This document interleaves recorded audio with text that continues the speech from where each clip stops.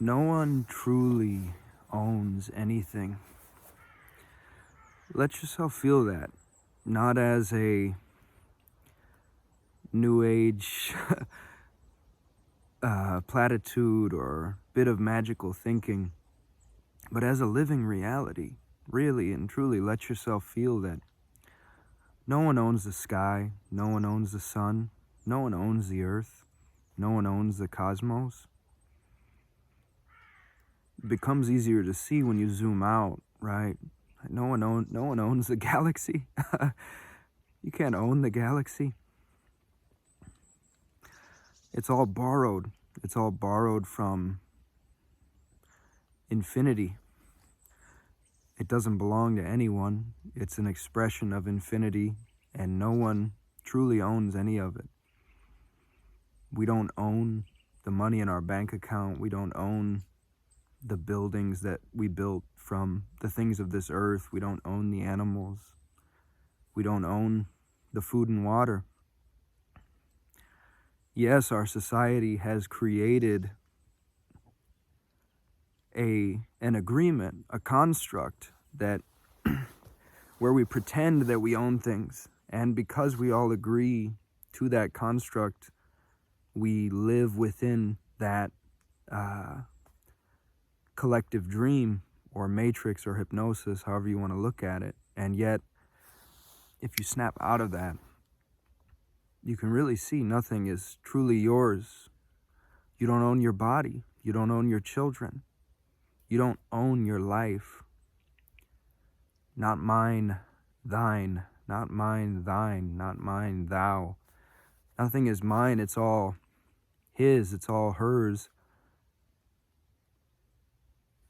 And even that's not quite right to say that it's all God's, because God doesn't own it either. God's not grasping any of it or trying to say, yeah, let me wall this off. This is mine here. I need to protect these resources that I own. I own this land. You know, that's a relatively new idea in the last few hundred years, originating from the West. You know, indigenous people did not have this notion of owning the mountain or owning the river. They knew it was all borrowed. They knew it was a gift. They knew they were entrusted to be stewards.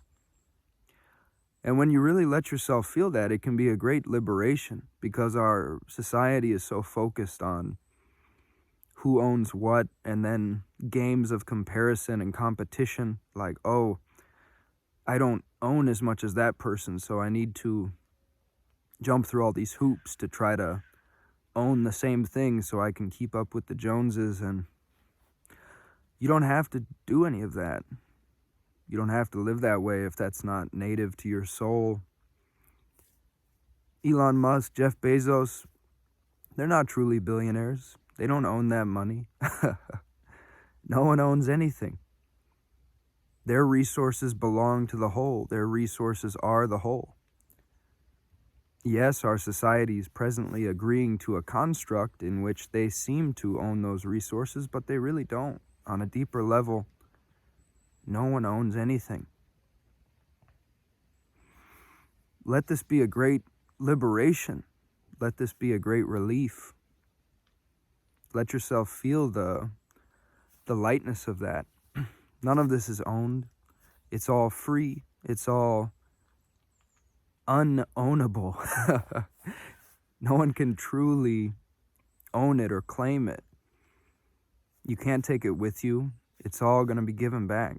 It's just been entrusted to us to steward temporarily.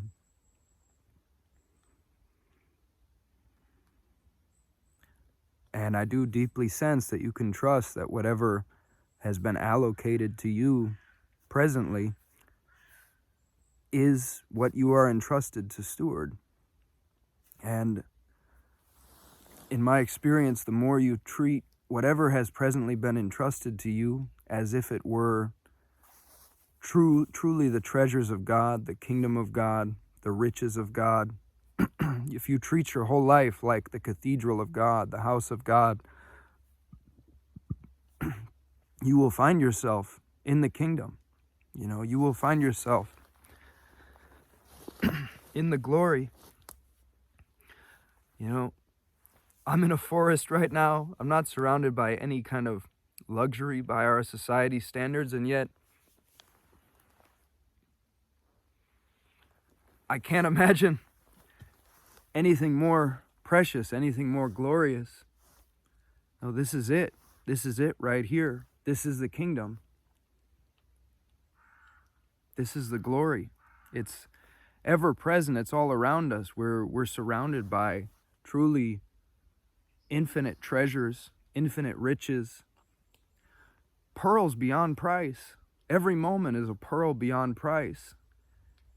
And we don't let ourselves see it because we're so fixated on the story that we've come to believe, that we've inherited. You don't have to see it that way. There's another perspective. You can drop all definitions and let yourself notice the vividness of now. Now is always so vivid. It's always so detailed. It's always so luscious. It's always shining with ever new artistry, ever fresh. This moment has never been seen before.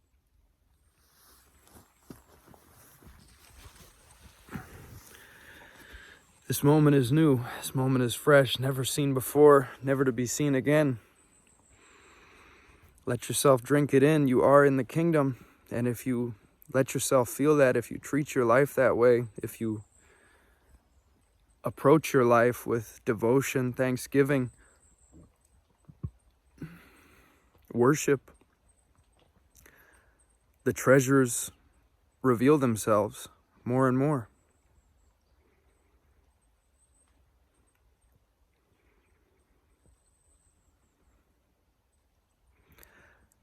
And there's a fascinating tendency, as Christ put it in the Bible, to those who have, more will be given, and to those who have not, even that will be taken away. And it's referring to an inner realization. To those who have realized the treasure and treat their life as the kingdom and see the kingdom all around and are full of the kingdom and feel the wholeness of now, they're not needing anything from anything, just whole within and appreciating what is already here, what has already been given. And to those, more will be given in every moment. They'll continue to see more treasure in every moment. And probably various forms of worldly treasure that don't really matter will naturally gravitate toward them as well, because they don't need it. They're overflowing. Their energy is like a great giant sequoia. You just want to go hug the sequoia because it's not asking for anything from you. It's just being itself and providing shade. Whereas to those who are living in a self-created sense of scarcity and ungratitude, feeling like they need something from everyone and seeing only lack all around them,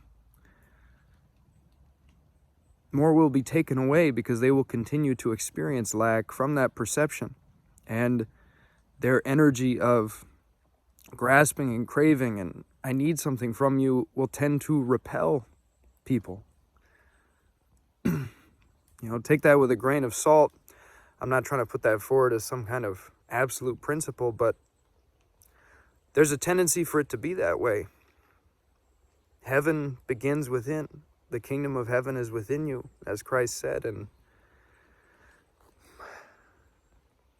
all of life comes back to noticing that here and now. Noticing here and now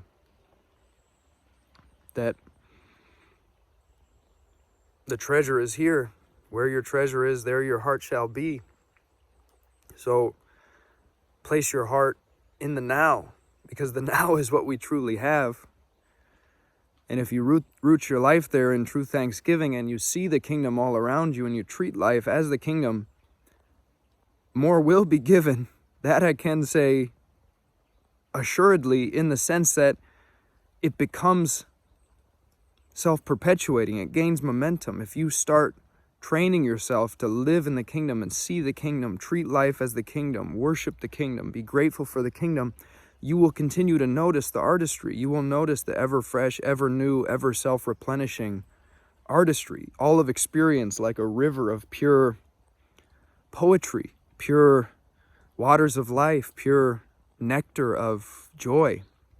You will notice that. You'll receive more of that. It's not about worldly treasures. Money is nothing. Possessions are nothing. They tend to weigh you down more than anything, you know? Yeah, the bare minimum tends to be nice to have. It's nice to have a roof over your head, food for your kids. But really, beyond that, it's mostly a distraction. It's mostly hot air. It's not about that. Money is nothing. Fame is nothing. Status is nothing. The now moment is everything. The love in your heart is everything. The people around you are everything. Hugging your children is everything. Looking in their eyes is everything. Touching a tree, touching a stream, praying by the stream and thanking God for these waters that you can baptize yourself with, that you can bless your heart with, that you can place upon your skin. The sound of the rain, the chirping of the birds. We overlook the priceless treasures that have been given in search of something that we've been hypnotized to believe that we want, some kind of lifestyle on a screen. That's not it. It's not it. It's present. It's here. The gift has been given. And if you see it, it will continue to be given. You just let yourself notice it. You just discover the practices that help you notice it and worship it and be thankful for it, the artistry that is here. And if you live with an ungrateful heart, that will be self-perpetuating too. You'll just see more lack, and no amount of worldly accumulation will ever alleviate that lack, because it's internal.